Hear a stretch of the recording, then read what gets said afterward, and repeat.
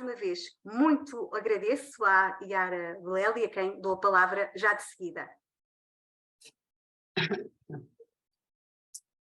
Muito obrigada, Silvia, pelo convite, Rita, pelo convite.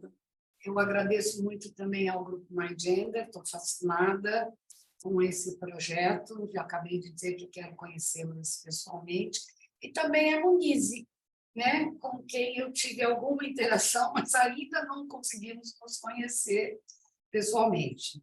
De qualquer forma, ela virá ao Pagu, mesmo que seja online, para apresentar a sua pesquisa. Eu acho que essa é uma grande oportunidade, a qual eu agradeço novamente, porque as pesquisas a gente faz, escreve e depois gostaria de ter um retorno, né? Claro que a gente tem os retornos nas citações e tal, mas é muito diferente de ter um debate aberto. Eu não vou me estender, porque senão eu vou passar muito do tempo. Eu sempre faço uma correção. Eu não sou mais coordenadora do Pagu há bastante tempo. Isso deve estar no meu Lattes, que eu ainda não corrigi. Nós tivemos a Carla Bessa como coordenadora e acabamos de fazer a transição para Ana Bentes, que é uma professora do IEL, Instituto de Estudos da Linguagem, que é a nossa atual nova coordenadora a partir de fevereiro. Bom, vamos à pesquisa. Eu costumo escrever um texto porque eu sou muito de digressões, então, só para tentar ficar no ponto e não me estender demasiado. A maior participação no momento de intensificação da politização política, que antecedeu a eleição de 2018 no Brasil, aliada às novas tecnologias de comunicação, marcou a maior circulação dos discursos de ódio contra grupos em defesa dos direitos humanos. Movimentos sociais, partidos políticos associados à esquerda e gente comum, que eu defino aqui como gente que não está na cena cultural ou midiática. Isso viralizou, foi viralizando a rejeição às feministas, né? Porque seriam estimuladoras do caos social. A restauração da ordem, o mantra da campanha, então candidato à presidência Jair Bolsonaro, associava a anticorrupção à vigilância dos costumes. Então, essa minha pesquisa ela teve início no site chamado Mulheres contra o Feminismo, orgulhosas e felizes de sermos mulheres. E se desdobrou em páginas, em blogs e páginas do Facebook antifeministas entre 2016 e 2020, articulando as declarações de Damares Alves entre 2018 e 2021, que, na época, estava à frente do Ministério da Mulher, da Família e dos Direitos Humanos, e essas declarações também foram acessadas em vídeos do YouTube, sites do UOL, site da UOL, que congrega vários jornais, né, ou notícias publicadas em vários jornais brasileiros, e também no jornal espanhol El País. A seleção desse extenso material foi feita a partir do que provocava mais comentários, um dos pontos centrais para pensar a recepção dessas produções. Levando dois pontos centrais. O primeiro é que, menos do que argumentos, o termo feminista ganha status de categoria acusatória, colocando as feministas como a figura estraga prazeres da suposta felicidade encontrada na família, né? Pensamento da Sarah Mendes. O segundo ponto remete à inculcação da dúvida, que, por meio da desinformação, produz a irrealidade ou realidade paralela, termo viralizado nas várias mídias, dificultando a organização de projetos em prol de mudanças. Realidade paralela, isso é de um grupo que se formou nos Estados Unidos, né, a irrealidade, que é o QAnon, né, que apoiava o presidente Trump.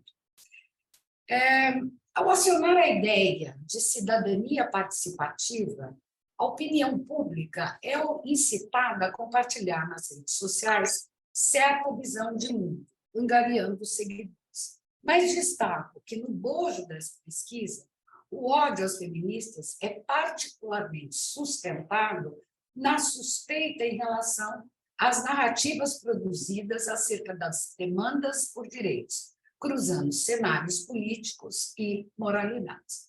O cruzamento desses cenários permite pensar nos discursos de ódio como uma resposta à crença de que alguém quer te destruir. Né? Isso está baseado no autor, por dois autores, né? Stember, de sobrenome Stember. Mas essa crença vai além de uma emoção individual e pode ser impregnada no tecido social, cujo ódio é moralmente justificado por amor a uma situação, ao status quo ou à pátria, entre outros. O ódio à filósofa feminista Simone de Beauvoir se estende aos progressistas, especialmente ao Partido dos Trabalhadores, provocando debates acalorados nas redes sociais, também associados às discussões de gênero e sexualidade nas escolas, contrários, claro, é isso, especialmente a frase mais comentada da filósofa: ninguém nasce mulher.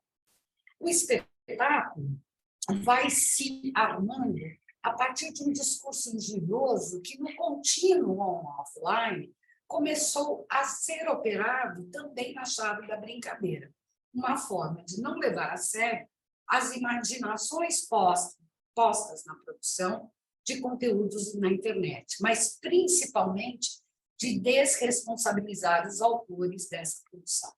Eu destaco que a utilização da brincadeira para rejeitar os feminismos já estava presente no Brasil nos anos 70, inclusive por aqueles que combatiam ferozmente a ditadura, a exemplo do jornal, na época, alternativo, o Pasquim, cristalizando atributos que passaram a fazer parte da opinião pública. Feministas pensadas como feias, mal amadas. A intolerância, primeiro passo para a perpetração de violências simbólicas, pautadas por falas injuriosas, e aqui eu estou me apoiando em Diego Butler, desloca os potenciais argumentos contra a formulação de políticas de proteção de direitos das mulheres, dos negros, dos homossexuais, dos pobres, dos migrantes, entre tantas outras. Então, desloca para a desqualificação de pessoas ou grupos que assumem a defesa desses direitos. Boa parte apoiada em notícias falsas. Eu não posso entrar no debate das fake news, que também seria um outro tema, uma outra apresentação. Seja por meio de montagens fotográficas, seja por frases colocadas em contextos, expressões de ódio mais facilmente localizadas em discursos extremos também são parte da produção de conteúdos por gente comum, não necessariamente alinhada a um determinado aspecto da política. Atribuo essa capitalização à incitação da dúvida articulada à ideia de um outro imaginado que ameaça o lugar do sujeito. Isso é da Sarah Mendes. Como parte importante dos discursos de ódio, a desqualificação pessoal é perpassada por julgamentos morais, associando imagens que oferecem materialidade ao que se imagina como corpos ideais ou odiosos, horizontalizando a economia afetiva do ódio, isso é da UPA, que, reitero, não se circunscreve ao discurso extremo. Vale destacar que, na horizontalização da produção, liberdade e direitos parecem constituir significados a partir de subjetivações movidas pela emoção, de modo que a internet e as redes sociais não são apenas ferramentas, mas se constituem como lugares de experiência, um espaço que habitamos e que também nos habita. A utilização da categoria acusatória feminazi inculca a ideia do revanchismo das feministas contra os homens, acusando-as de totalitárias violentas e intransigentes. A produção de conteúdos antifeministas também propiciou extensos debates sobre liberdade e democracia, provocando falsos embates entre liberdade de expressão e discursos de ódio.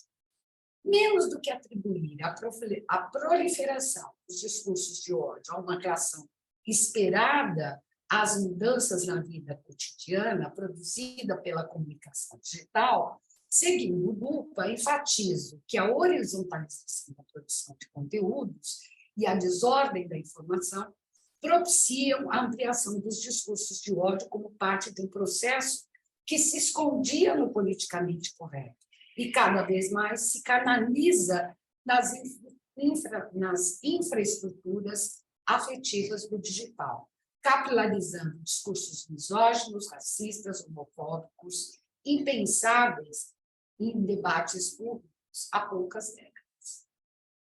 A inculcação da dúvida tem angariado apoio às antifeministas e aos projetos de Damares Alves, provocando identificações morais não detectadas claramente em um espectro da política.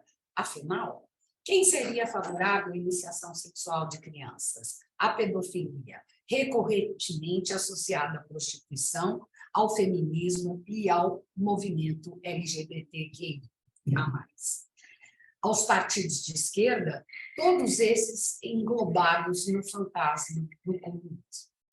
É justamente esse discurso jocoso, estereotipado, pouco crível, que ganha uma dimensão horizontalizada e constitui imaginações sobre os significados de cidadão de bem e de mulher correta. Termos associados por grupos antifeministas e por agentes de Estado. Nesse cenário, a noção de liberdade de expressão, duramente conquistada no período da ditadura brasileira, é ressignificada como opinião pessoal, também alçada à categoria do direito de todas as pessoas, não sem constranger, desqualificar pessoas e ou grupos a partir de categorias acusatórias e vazias, feminazes, comunistas.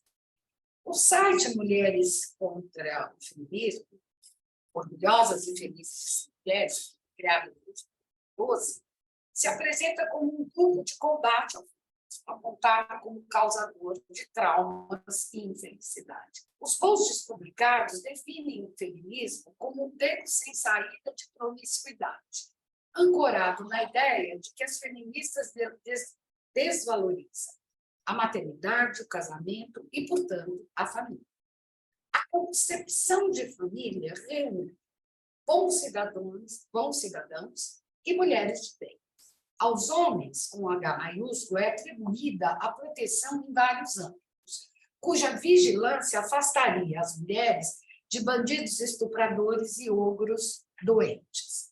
As mulheres de bem não estão em busca da igualdade, porque sabem que homens e mulheres são diferentes, um completa o outro. Argumento recorrente apresentado como base das relações familiares harmônicas. A proteção da família, sempre pensada como heterossexual, está no centro da contestação às demandas feministas. Se o sujeito mulher é pensado como categoria universal, há uma clara separação entre mulheres que merecem ou não ter acesso a direitos. O repúdio à violência contra as mulheres, que se dão ao respeito, evoca moralidades que classificam e hierarquizam as que merecem ou não sofrer violência. Entre as que não merecem, estão as que apoiam os direitos das travestis, das prostitutas, a discriminação do aborto e as adeptas das marchas das vadias, associando essas últimas à prostituição. A caricatura, o estereótipo, entranhados na lógica do sexo, reiteram o ódio que se mistura a certas crenças religiosas assentadas há tempo na separação entre o bem e o mal. Não por acaso, o mal encarnado atribuído às feministas sustenta a designação de demoníacas. Nesse sentido, o nojo como retórica política e os valores morais aí acionados se constituem como instrumento de deslegitimação das lutas por direitos civis, materializando em imagens situações e comportamentos a serem evitados, o que viria a definir a categoria mulheres de bem. Ao nomear as lutas sociais empreendidas desde o século XIX de mimimi, vitimismo, esses discursos colocam sob suspeita a legitimidade do sofrimento. Vitimismo e ressentimento, uma das chaves para entender os trolls contemporâneos, como aponta Wayne Brown, são associados para desqualificar quaisquer demandas feministas, acionando o medo das mudanças nas relações de poder. O medo é parte do fazer do outro, que não é simplesmente feito no momento da sua articulação, mas produz uma cadeia de efeitos que afetam, ao mesmo tempo, sua situação. Os adjetivos idiota, imbecil, loucas, se espraiam nas redes sociais, aliados a uma tendência de confiar mais nos discursos alinhados ao nosso que, longe de formar um coeso, pode estabelecer alianças em torno de preconceitos arraigados. Na comemoração do 8 de março de 2019, Damares Alves lançou a campanha Salve uma Mulher, hashtag Salve uma Mulher, direcionada ao fortalecimento de políticas públicas para combater a violência doméstica. A qualificação dessa violência não é semântica. Antes, aponta para um rechaço à ideia de que as mulheres sofrem violência também porque são mulheres. A proposta de conscientizar a população sobre a violência contra o corpo feminino naturaliza as diferenças. Diz Damares, criar um sentimento, já na infância, sobre a igualdade de direitos e oportunidades, mas, ao mesmo tempo, propõe um tratamento diferenciado para as meninas, que precisam ser amadas e respeitadas como mulheres. O investimento nos afetos, como forma de coibir esta violência, evoca a fé, Deus no comando, associada às pautas de comportamento, bons costumes, tendo a família como pilar das relações sociais. Delineada pelo Ministério da Mulher, Família e Direitos Humanos, a defesa da família passa a ser implementada como um projeto de governo, cuja noção de direitos humanos é renomeada como defesa dos valores humanos, centrando suas campanhas em defesa da vida, contra a discriminação do aborto, contra a união civil entre pessoas do mesmo sexo, entendida como uma ameaça à liberdade religiosa, e retomando o tema da transexualidade como desordem mental. Bom, o discurso aqui é montado a partir de polos opostos. Bons cidadãos, maus cidadãos, mulheres de bem, feministas, mobilizando a fé como propulsora de certa moral a ser seguida. Mas isso não é novo. A novidade, me parece que está em como esse projeto tem ganhado adeptos que, mesmo não ligados a quaisquer movimentos percebidos como conservadores e ou religiosos, acreditam que a diferença sexual naturalmente imprime comportamentos distintos para homens e mulheres, ecoando nas ideias antifeministas. Apontada como locus principal do amor e do respeito, a família tradicional, necessariamente heterossexual, é apresentada como Damares, lugar de harmonia, impedindo desequilíbrios afetivos. Contra a manipulação de seres humanos indefesos, isso fala de pessoas do alto escalão do próprio ministério, do ministério, o Ministério se coloca como baluarte da defesa dos direitos das crianças e sua dignidade. Bom, aí teria vários exemplos, e depois eu vou contar para vocês isso, como isso vai ser publicado, inclusive no livro que será editado pela Etnográfica Press. Bem, apontada como locus principal de amor e respeito, a família tradicional, necessariamente heterossexual, é apresentada como lugar de harmonia, impedindo desequilíbrios afetivos. Contra a manipulação, então, desses seres humanos indefesos, o Ministério ele se coloca como baluarte dos direitos das crianças e de sua dignidade. Em 1992, Gay Rubin já apontava para o modo como as crianças são usadas como bode expiatório para a vigilância dos corpos e das práticas sexuais, elencando uma série de campanhas morais baseada no slogan "Salvem nossas crianças".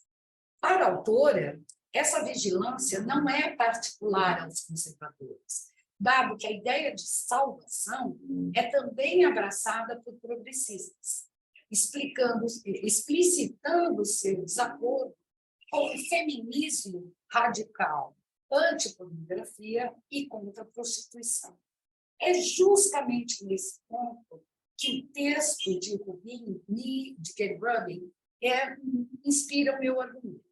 Se as críticas aos projetos de Damari pareciam associadas ao rechaço ao governo Bolsonaro, comentários de pessoas comuns, claramente críticos ao governo então vigente, mostram convergência na importância de vigiar a sexualidade, na importância de vigiar a sexualidade das crianças para educar como cidadãos, que inclui o retardamento da iniciação sexual, incitando a busca da saúde emocional, que rege vários âmbitos da vida.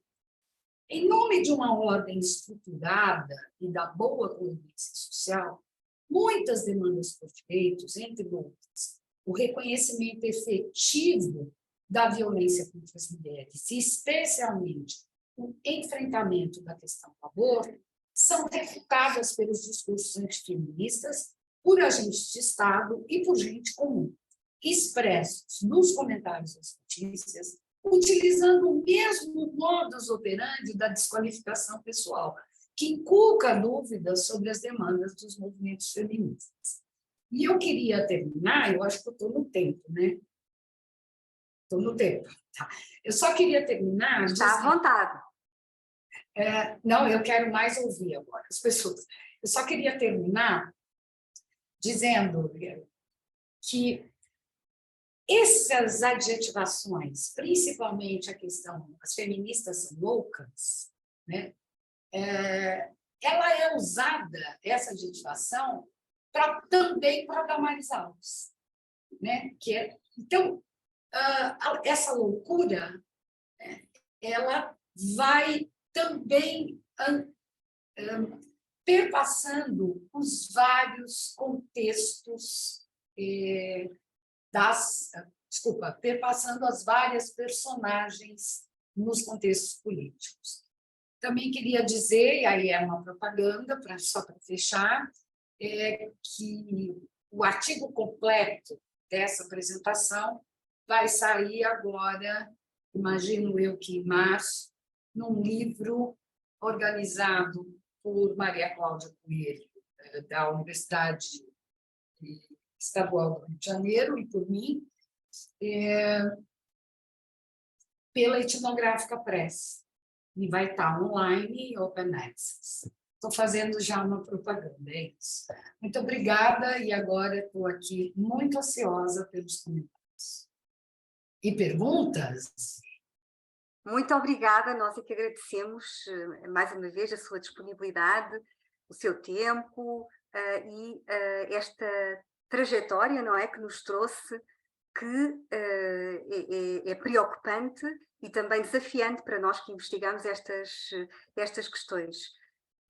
Enquanto não há aqui manifestações de vontade para colocar alguma questão ou fazer algum comentário, é natural, custa sempre iniciar o debate. Começo eu, vou aproveitar o privilégio que tenho de estar a fazer a mediação desta sessão para ser eu a primeira a lançar uma questão para a Iara.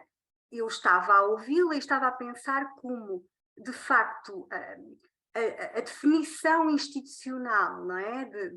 de uma realidade ou de várias realidades ligadas aos direitos sexuais e reprodutivos, por exemplo, feita a partir destes grupos, de grupos antifeministas, faz com que os grupos antifeministas se tornem em poderosos lugares de enunciação, não é? Daquilo que deve ser a definição das coisas e do mundo e da vida.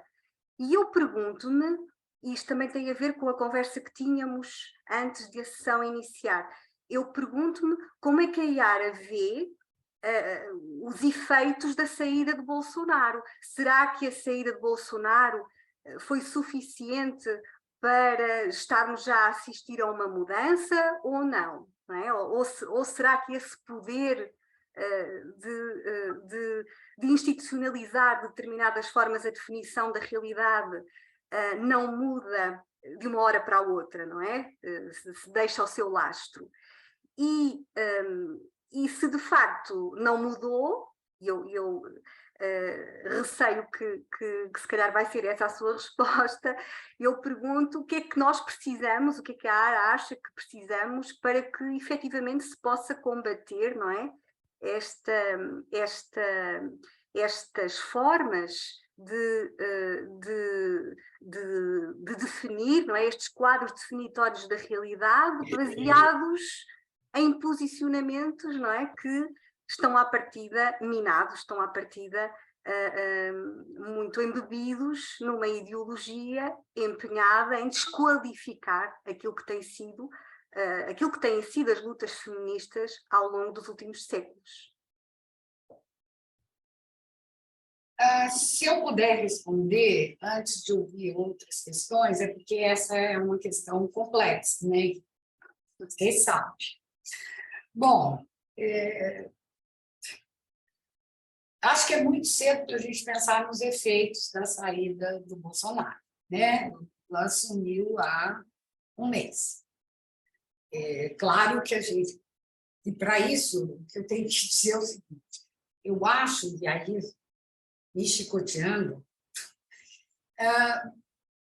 muitos de nós, talvez a grande maioria de nós, não tivesse atento a este caminho das extremas-direitas, né? Dessa organização das extremas-direitas, não só no Brasil, né? Isso está meio espalhado no mundo. Enfim, o mais conhecido antes do Bolsonaro, o mais estudado, era o Trump, né? Mas depois a gente foi vendo articulações. Então, assim, acho que nós não vimos isso, né? Eu acho que a gente estava muito embevecido com o crescimento dos movimentos sociais e o atendimento às demandas. Ainda que, mesmo no governo Dilma, determinadas pautas não foram tocadas. Se a gente pensar uma pauta eterna dos movimentos feministas, e talvez isso é que até os une, é a descriminalização do aborto. Isso não foi discutido no governo Lula, tampouco no governo Dilma, nem no primeiro mandato. O segundo mandato já foi muito atribulado, porque já tinha-se a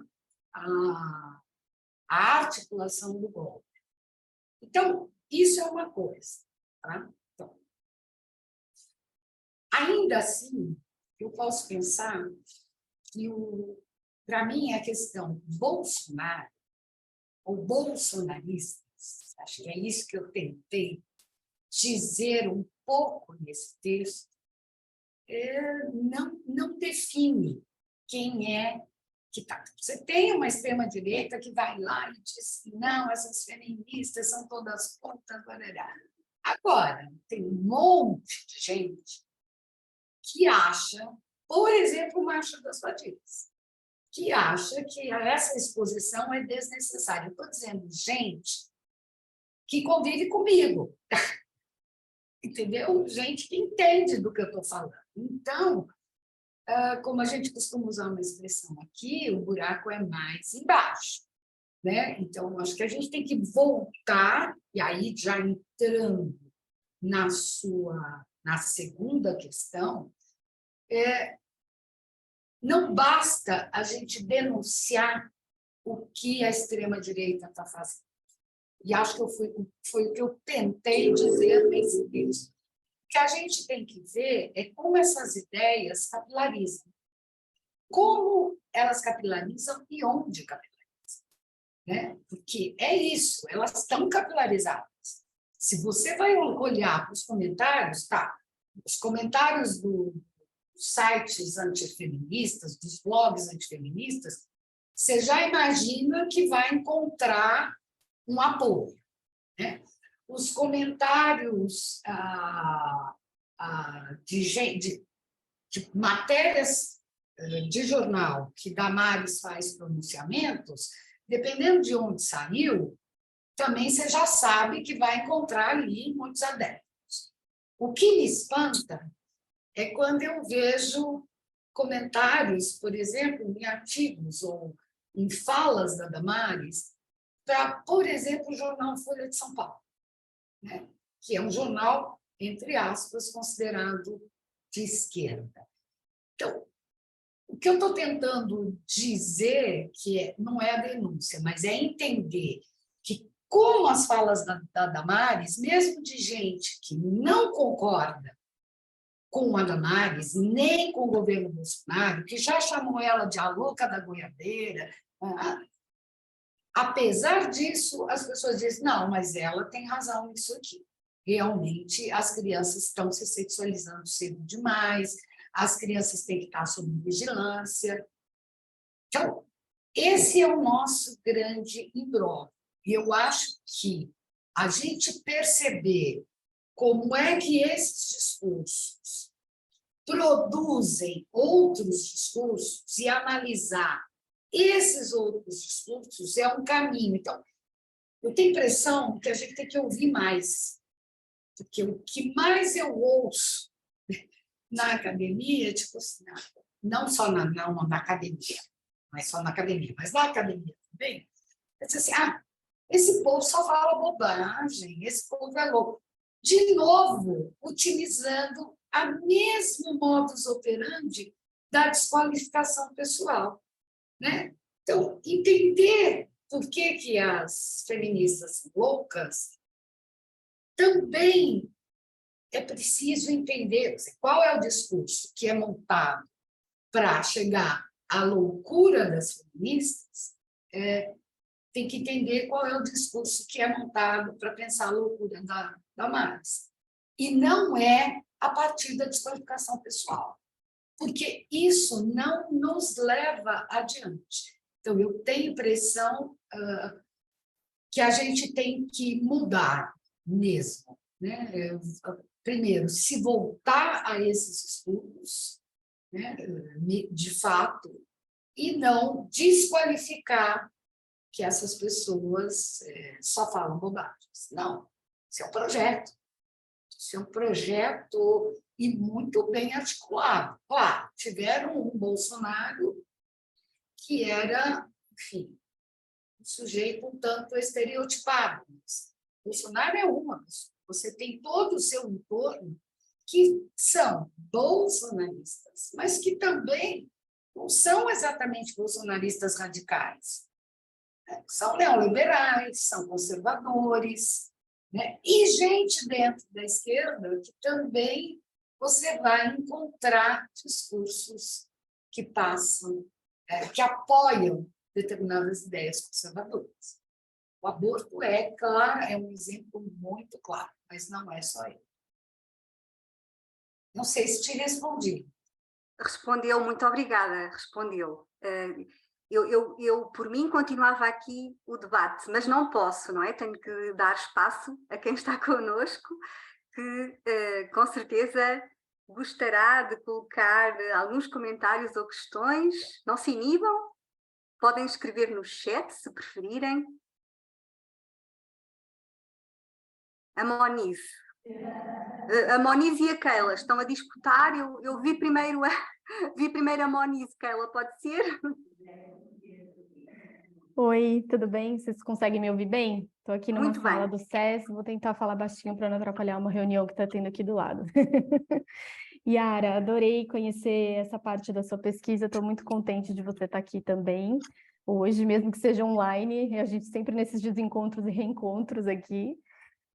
Uma coisa que me chamou muito a atenção na sua apresentação e depois agora no comentário fez a pergunta da professora Rita, foi justamente a fala sobre a questão da capilaridade, né, que esses imaginários, né, relacionados às feministas e, enfim, toda essa agenda conservadora vai adquirindo. E, mais do que isso, uma coisa interessante, a questão da gente precisar ouvir mais, né, como o professor Yara justamente falou, essas pessoas, esses lugares que muitas vezes também a gente acaba por descredibilizar num campo mais da esquerda. E aí eu queria chamar a atenção para uma coisa, fazer uma pergunta de curiosidade, que é, na minha tese de doutorado, que eu ainda não defendi, mas estou quase para defender finalmente, já terminei, eu estudei a Igreja Universal do Reino de Deus e justamente uma parte da análise foi perceber como que se articulava a questão antifeminista num grupo de mulheres específico da igreja. E tem várias representações dos feminismos que coincidem com esse imaginário que a Yara foi pontuando e etc., mas uma coisa que eu achei muito interessante, que foi fundamental nesse espectro, foi a oposição entre o feminismo e o cristianismo. Então, boa parte do discurso que se articula na representação do antifeminismo nesse contexto está relacionado a uma contraposição direta, a ideia de convencer as pessoas de que, de fato, os feminismos são completamente incompatíveis com o cristianismo. E isso é uma coisa muito interessante, porque depois vai nos colocar também, enquanto feministas, pode trazer muitas reflexões para a gente pensar sobre como a gente dialoga com essa base que foi aliada, né, do Bolsonaro no pleito de 2018 e agora também. Então, eu queria saber se, por acaso, nessa pesquisa que a professora fez, encontrou algum tipo de referência a essa questão do cristianismo e etc., até porque falou, né, da questão da complementaridade da família, essa ideia eu também encontrei muito, né, uma ideia na ideia do homem e a mulher que se completam e etc. Então, tem um argumento religioso também nisso. Queria saber se tinha encontrado. E também sobre essa questão da oposição entre as feministas e o campo do cristianismo, ou como estabelecer diálogos, né?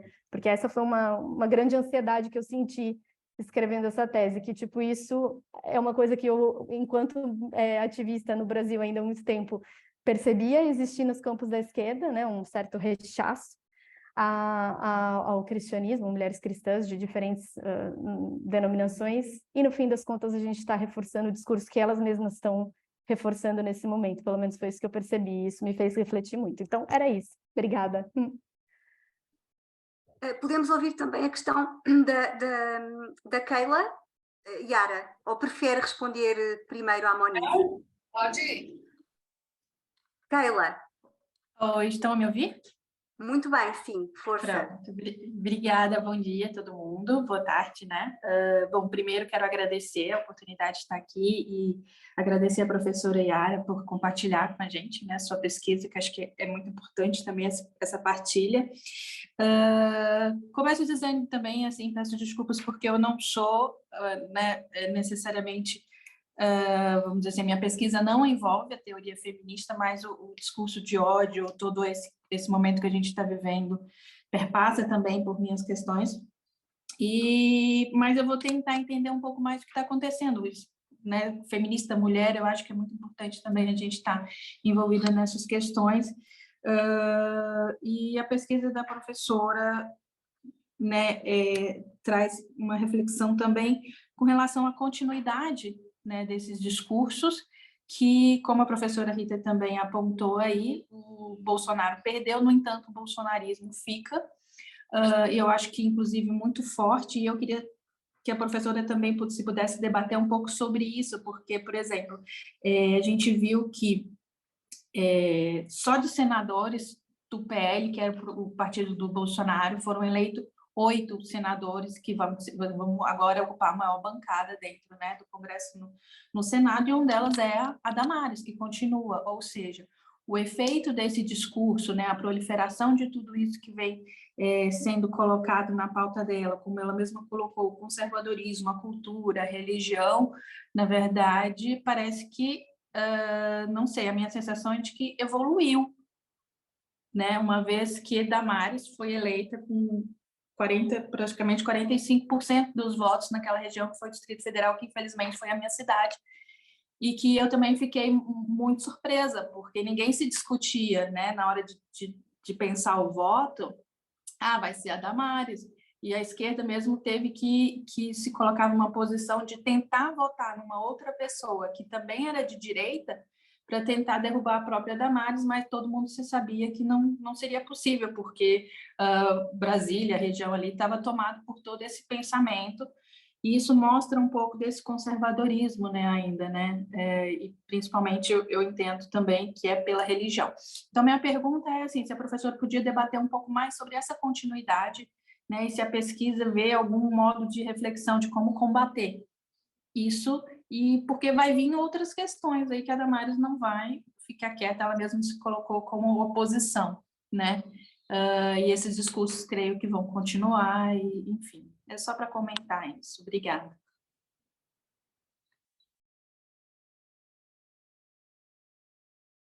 Posso ir?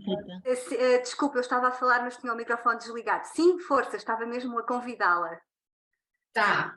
Bom, Monize, feminismo e cristianismo.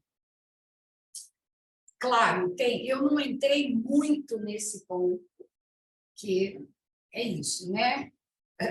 Eu não me atrevo a falar, eu estou esperando a sua tese, estou esperando, angustiada pela sua tese, né? Porque eu acho que aí nós vamos ter um diálogo, ampliar esse diálogo para a questão da fé. Agora, nas falas, né, nos discursos, as feministas, elas claramente são atribuídas como pessoas que não têm fé, entendeu? Que não são cristãs, né? Então, isso tudo está muito associado àquilo que eu analisei, principalmente às lutas pela descriminalização do aborto, mas não só, né? Também a questão da educação, das discussões de gênero e sexualidade nas escolas.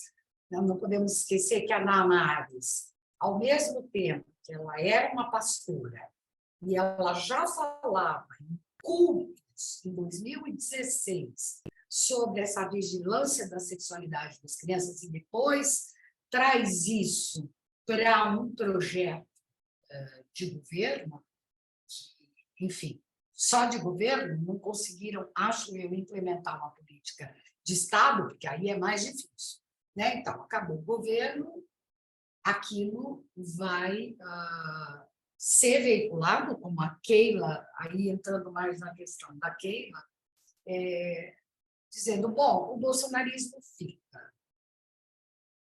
Aí é que está. Eu tenho pensado muito nessa questão, porque a questão do bolsonarismo fica e da composição do Senado, por exemplo, que é extremamente conservadora, nós temos que lembrar que Bolsonaro teve quase a metade dos votos da população brasileira. Todos são bolsonaristas? Não. Mesmo entre os bolsonaristas, todos são radicais? Então, tem uma proposta de manter uma sociedade conservadora, né? que vai dialogar muito com o projeto neoliberal. Então, antes de pensar que sem o Bolsonaro, o bolsonarismo fica, né? Eu estou querendo me desvincular dessa personagem, né? E pensar no conservadorismo da própria sociedade brasileira. Claro, Damares é eleita. Damares é eleita, claro, no nosso campo de estudos, para mim também, não foi exatamente uma surpresa, tá? Mas fiquei muito triste dela ter sido eleita agora. Foram eleitos, nessa eleição, você teve muitos candidatos eleitos. Mourão foi eleito, o da Boiada foi eleito, a mulher do Moro foi eleita. O Moro podia até se entender, porque é o cara da Lava Jato, já estava lá projetado mediaticamente, mas a mulher do Moro. Então, é isso. Eu não sei como é que vai ficar. Essa é uma análise que eu pretendia começar a pesquisa para seguir um pouco a Damares como senadora, né? Não pensando nas confabulações políticas propriamente, mas pensando em quais discursos ela vai se apoiar e o que pode ser igual ou diferente daquilo que ela fez ou que ela falou e, de fato, algumas coisas implementou durante a sua gestão no Ministério como política. Então, é isso. Ela também está meio muda, né? Porque teve uma movimentação que também eu sabia que não ia para frente, imaginava que não fosse para frente, para impedir que ela tomasse, que ela fosse titulada, ou não lembro qual é o termo, né? Por conta das declarações que ela deu sem fundamento das crianças, dos bebês da Ilha de Marajó. Então, ela deu muitas declarações sem fundamento, né? Então, se pediu que ela não fosse impedida de tomar posse do senador. Não aconteceu. Então, também, ela está muito quieta desde então, né? Pelo menos eu não tenho visto na grande mídia. Eu não vi como é que ela está. Eu prefiro a grande mídia por um motivo muito particular, porque aí é onde eu posso encontrar vozes dissidentes. Se eu vou para o jornal da igreja tal, ou sei lá, vinculado a determinadas, eu vou falar facções, mas não é esse o termo, facções religiosas, é óbvio que eu vou encontrar o apoio. Não quer dizer que eu não vou encontrar, não vai. Eu tenho que olhar aí também.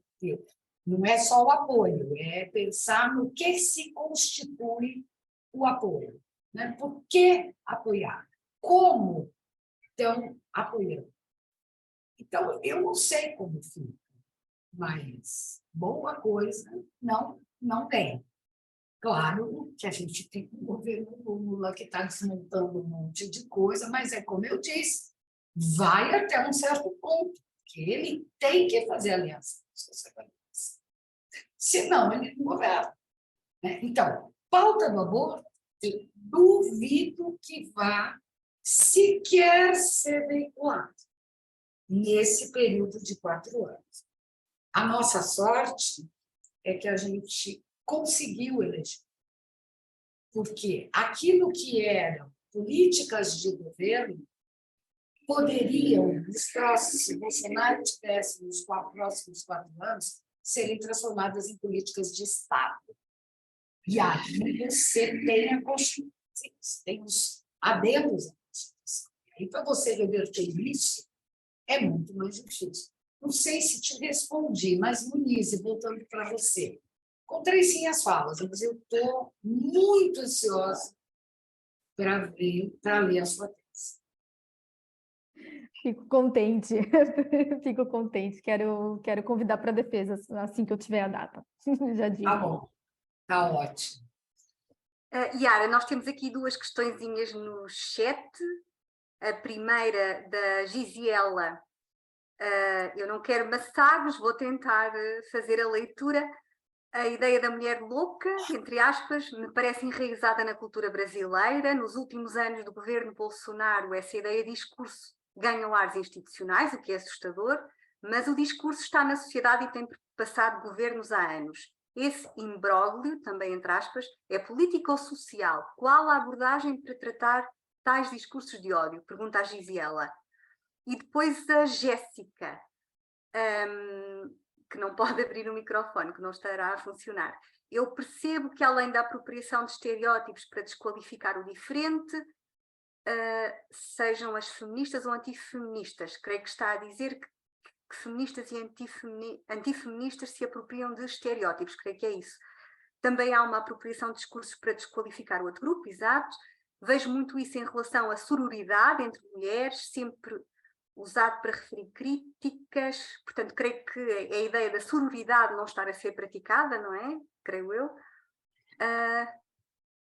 E, portanto, mais à frente, desculpem, da mesma forma, algo gera em mim um verdadeiro incómodo, são os apelidos usados por feministas para desqualificar a ex-primeira-dama Michelle Bolsonaro.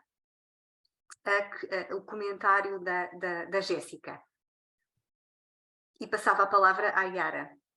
Jéssica, nossa, Jéssica, você me botou em palmos de aranha, mas eu acho que você tem uma leitura fantástica, né? Que é exatamente isso, né? O estereótipo, né, que é criado para as antifeministas, muitas feministas também criaram estereótipos para a Damares, para a Michelle Bolsonaro, né? Então, o modus operandi é o mesmo. E é disso que eu estou falando, né? Que a gente tem que pensar o que e como a gente está rechaçando determinadas propostas, determinados discursos. Não pode ser criando um estereótipo de recatada e do lar. Eu teria muitas coisas para dizer sobre o papel dela. E aí, eu acho muito interessante o que você coloca, e você fala da sororidade, né?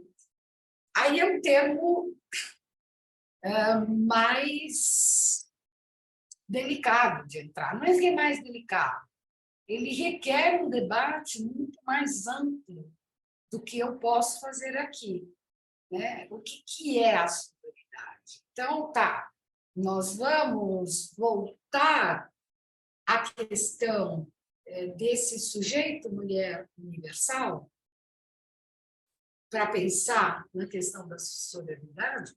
Isso já caiu por terra há bastante tempo, né? Inclusive questionadas, pelo menos as mulheres do princípio da segunda onda do movimento feminista, meados dos anos 70, foram questionadas pelas mulheres do movimento negro, então, do movimento negro, do movimento lésbico,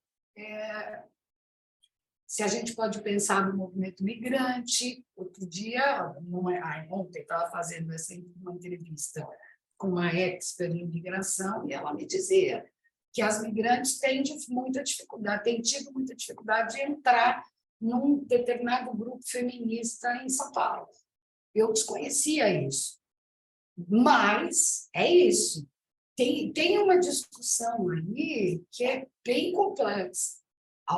Outro exemplo é você pensar nas mulheres transgênero, que também não têm acolhida nos grupos feministas. Então, tudo aquilo que a gente fez em termos de, né, das discussões, das teorias de gênero, né, de pensar, de se afastar da questão de que o sexo define, em algumas situações está voltando para trás.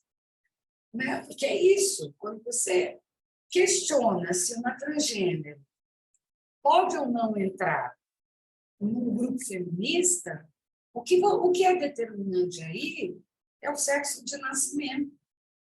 Então, eu acho, Jéssica, pena que eu não posso ver sua cara, mas eu acho que essa sororidade ela tem que ser esmiuçada, teoricamente, mas também com exemplos, com uma pesquisa empírica, né? Para a gente entender o que nós estamos entendendo por sororidade. E, Gisela, você disse que não sei se eu te respondi, Jéssica, não é uma resposta, é só para dizer, agora te vejo. Não é uma resposta, mas estou dizendo que tem que complexificar essa questão.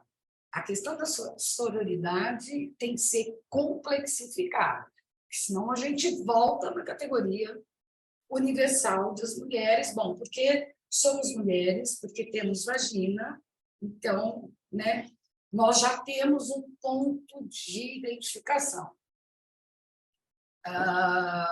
Tem que ir para a literatura para ver o que a literatura está discutindo sobre isso. Gisela, a ideia da mulher louca que ganhou força no governo Bolsonaro. Eu não entendi qual era a pergunta. Eu não sei se a Gisela ainda está connosco, também não a estou a ver, ou se consegue intervir. De qualquer maneira... Ela está falando aqui, ó. Não. Ela está... Pensei que eu tinha visto. De qualquer maneira, a questão que ela não aparece aqui no meu... Oi, eu boa. estou... Aqui está. Ótimo. Pergunta, então. É que eu estou numa sala super silenciosa aqui na universidade. A minha dúvida é que abordagens a gente teria para tratar tais discursos de ódio? Que, como a senhora já tratou disso nas últimas falas, o discurso ele não é... Não pode estar aqui a falar. Eu deixo a pergunta ali no chat. Eu, se bem percebo, eu creio que a Gisela está a tocar num ponto que a professora Yara já há pouco falava. Que abordagem utilizar para lidar com os discursos de ódio? Creio que será isto. Abordagem, a primeira coisa é escutar o que essas pessoas têm para dizer, né? Eu acho que a gente ficou um pouco surdinho, achando que isso não tinha importância. E quando veio de uma forma avassaladora. Não é que ele não existia, não foi criado do dia para a noite, né? Isso estava latente, inclusive na definição do politicamente correto, né? O politicamente correto nada mais era você não dizer coisas que você pensava. O que o Bolsonaro, estilo Bolsonaro, fez, mas também não foi agora, já fazia antes enquanto deputado, ele dizia o que pensava, né? E as pessoas não prestavam muita atenção.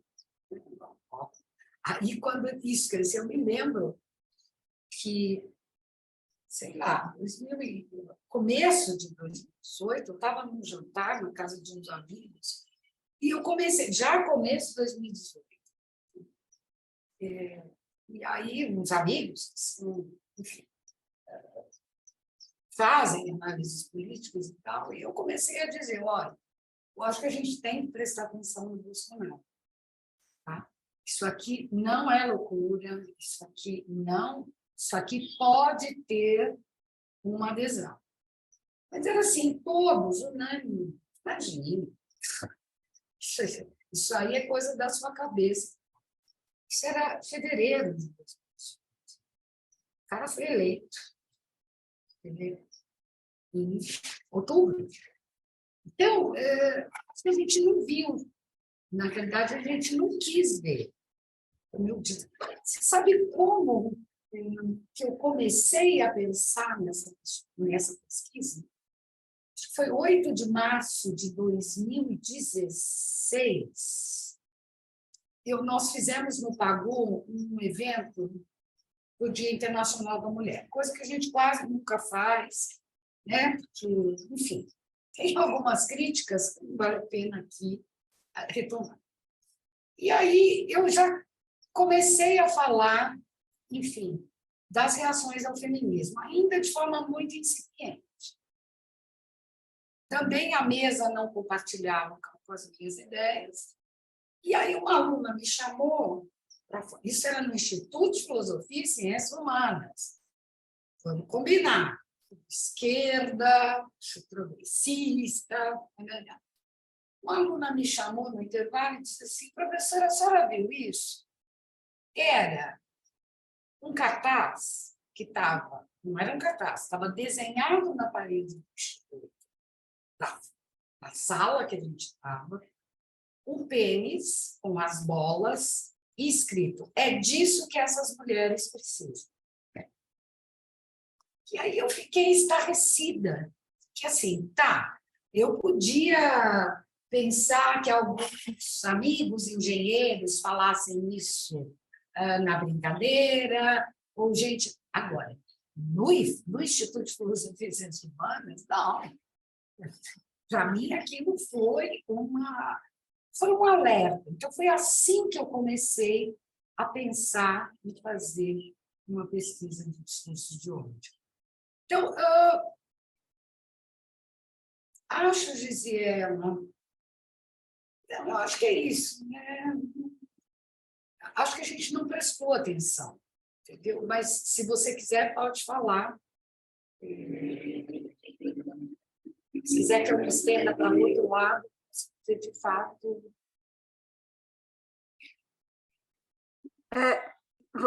Vamos ter de avançar, porque nós estamos aqui a chegar ao final do tempo regulamentar destas sessões, para não as tornar pesadas, e de facto, muita discussão ainda poderíamos ter.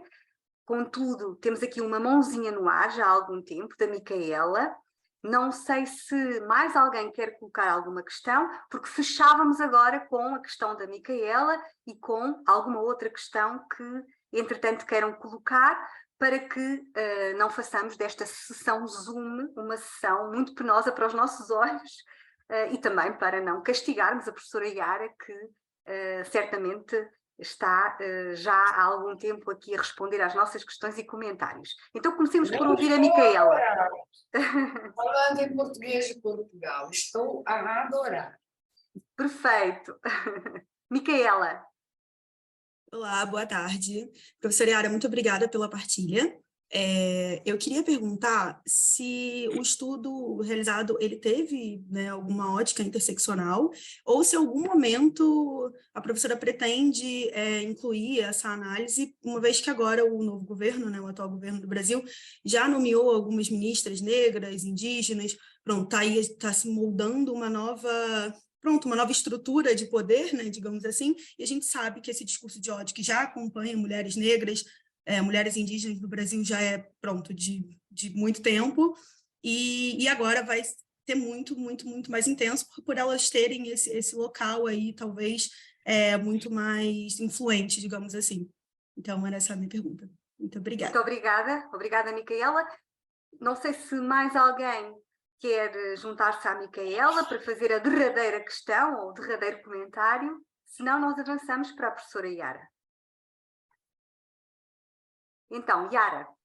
Adorei essa questão, Micaela. Eu trabalho com articulação de categorias diferentes. Trabalho com interseccionalidade, eu acho que gênero é uma andorinha que não se faz só, né? Já faz tempo que eu estou pensando nisso, inclusive muito orientada pela crítica das teóricas feministas negras, né? A essa invisibilidade durante muito tempo, né, da gente colocar nas nossas pesquisas esse olhar interseccional. Acho que isso foi uma fase foi uma fase, a gente demorou muito tempo, estou dizendo em termos para botar isso na cena, entendeu? Sendo que a gente tem uma Conceição Evaristo no Brasil, né? Eu não conheço as teóricas feministas negras de Portugal. Mas uma Conceição Evaristo, a Sueli Carneiro, essas mulheres vêm falando isso desde os anos 80. A gente foi incorporar essa bibliografia, de fato, dos nossos cursos, no final dos anos 90. Então, a gente demorou um certo tempo. Então, sim, eu trabalho nessa perspectiva. O que acontece com este artigo? Por que ele não tem as questões raciais? Porque a questão racial ela não aparece no material, nem nas falas da Damares. Ela é muito cuidadosa com relação a isso, e muito menos nas falas das antifeministas, porque aqui o foco eram as feministas. Então, não articulavam nem as feministas lésbicas. Se falava da questão da sexualidade, da boa sexualidade, que produz boas mulheres. Então, não tinha como articular. Agora, eu estou, não sei quando será, mas começando a pensar num material que eu levantei, que aí sim a questão racial é muito presente, mas era enquanto a Damares era pastora. Isso é um material de 2016. Eu estou pensando em escrever um texto sobre isso, porque aí, assim, tem a questão da sexualidade, mas a questão racial é o eixo, vamos dizer assim. Então, é por isso que a raça não aparece. Eu adoraria que tivesse aparecido, mas o que eu digo no artigo inteiro, né, no artigo completo, é que esse modus operandi da desqualificação, ele vale para sujeitos marcados pela cor, pelas sexualidades disparatadas, pelos migrantes, que daí também entra uma articulação de outras articulações de categorias de diferença, né? Que é o fato de ser mulher, o fato de ser negra, o fato de ser de que país, né? Qual é o seu país de origem. Isso é uma coisa que eu estou vendo também agora na pesquisa, essa pesquisa que eu fiz. Só por isso não entrou, mas eu enfim, dou aula sobre isso, isso está presente nos textos, mas não entrei na questão racial, porque o material, eu não tinha material para analisar. Obrigada, professora. Professora Yara, muitíssimo obrigada pela sua presença nesta tarde para nós. Foi um gosto e um prazer conhecê-la e ouvi-la. Certamente que vai partilhar connosco quando sair o trabalho publicado, e nós, Projeto Mais Gender, fazemos o favor de o partilhar com as pessoas aqui presentes e com outras, se nos permitir. Este projeto vai, de certeza, voltar a contactá-la daqui a mais algum tempo, para, se tiver disponibilidade, marcar na sua agenda mais um encontro connosco, de modo a que possamos tornar ainda mais profícuo este nosso contacto que agora estabelecemos, e até graças à Monize, que foi aqui uma intermediária nesta relação que tecemos. Muito obrigada mais uma vez. Eu despeço-me, agradeço em meu nome pessoal, naturalmente, mas também em nome da equipa do My Gender. Agradeço a todas as pessoas aqui presentes, mas em particular, uma vez mais, à Yara Goelli pela sua disponibilidade e por ter partilhado o nosso trabalho connosco. Boa tarde a todos e a todas.